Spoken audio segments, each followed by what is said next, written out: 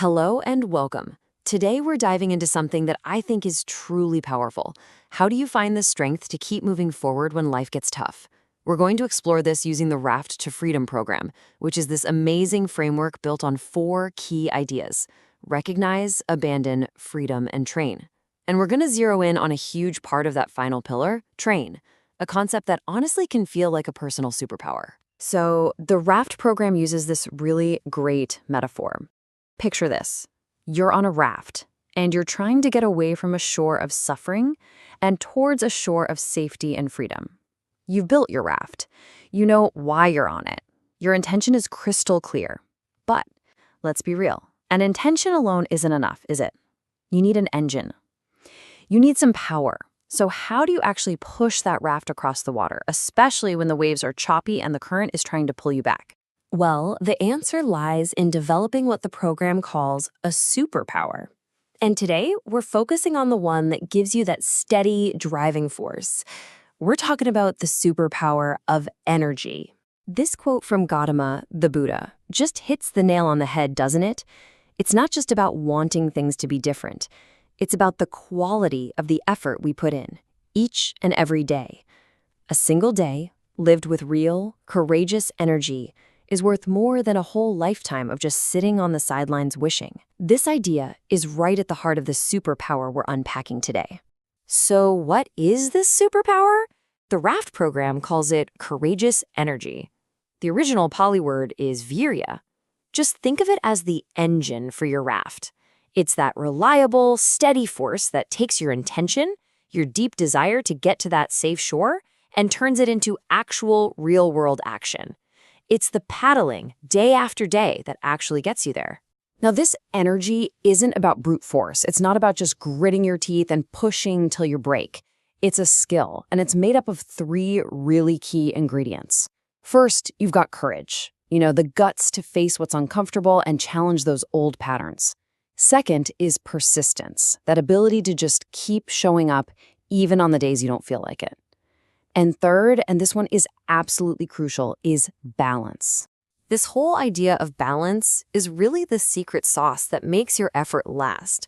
It's all about learning how to tune your inner engine so it doesn't just run powerfully, but it runs smoothly for the long, long haul. Gautama had this brilliant analogy to explain this, using a lute. He said, look, if you tighten the string too much, that's like overexerting yourself, striving too hard. What happens? The string snaps. You burn out. But if the string is too loose, that's like being complacent, just letting things slide. It can't even make a sound. Your raft just drifts aimlessly. The real art is finding that perfect tension, that sweet spot right in the middle. I love how the RAF program puts this with a phrase they picked up from monastics in Thailand. It says your effort shouldn't be too sergeant major, all rigid, barking orders at yourself, but it also shouldn't be too mashed potato, just limp and formless. It's such a great way to remember to find that balanced, effective path right down the middle. Okay, so how do we actually do this? How do we build this energy in our own lives? Well, you start by applying consistent but manageable effort every day. You have to skillfully balance your activity with rest. It's also about directing that energy towards what the program calls the 4 resolves. So, preventing the unhelpful, abandoning what's already there, cultivating the good, and maintaining it. It means meeting obstacles with resilience, not just fighting them. And most of all, connecting all this effort back to what you truly care about. To make this super practical, the program suggests a simple weekly plan. You could start with an energy audit. Just notice, where does your energy actually go? Then set one small balanced goal for the day. And as you go, practice what they call mindful scaling, checking in and adjusting your effort, just like that lute string. Find a story or a quote that inspires you. And finally, log your momentum. Write down your progress, and please, celebrate those small wins. They matter. Now, you might be listening to all this and thinking, okay, this sounds like ancient wisdom. And you're right, it is. But what's so incredible is how it's completely backed up by our modern understanding of how the brain and our own psychology works.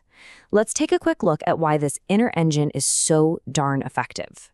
So from a neuroscience point of view, every time you make that steady, consistent effort, you are literally strengthening the neural pathways in your brain that are responsible for focus and for regulating your emotions.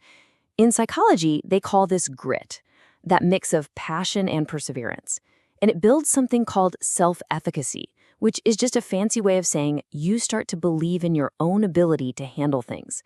It's this beautiful marriage of ancient insight and modern science. So as we start to bring this all together, the big thing to remember is that cultivating this superpower, well, it's an ongoing journey. It's a skill you practice and develop for a lifetime, not something you just master overnight. And I want to make sure credit goes where it's due. This whole framework comes from the Raft to Freedom workbook, written by Dr. Catherine Jacob and Vince Cullen. In an incredible act of generosity, they've made the entire 67-chapter program completely free for anyone who wants to use it. You can find everything at rafttofreedom.org. And that really brings us to the final and maybe the most important question. This isn't just a cool idea, it's about practice. So I want you to ask yourself right now, what does one small, balanced, courageous action look like for you today? Because in the end, as this quote by Marianne Rodmacher so beautifully puts it, courage isn't always some big, dramatic roar.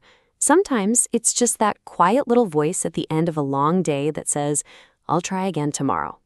And that is a superpower that every single one of us can build. Thanks for joining me for this explainer.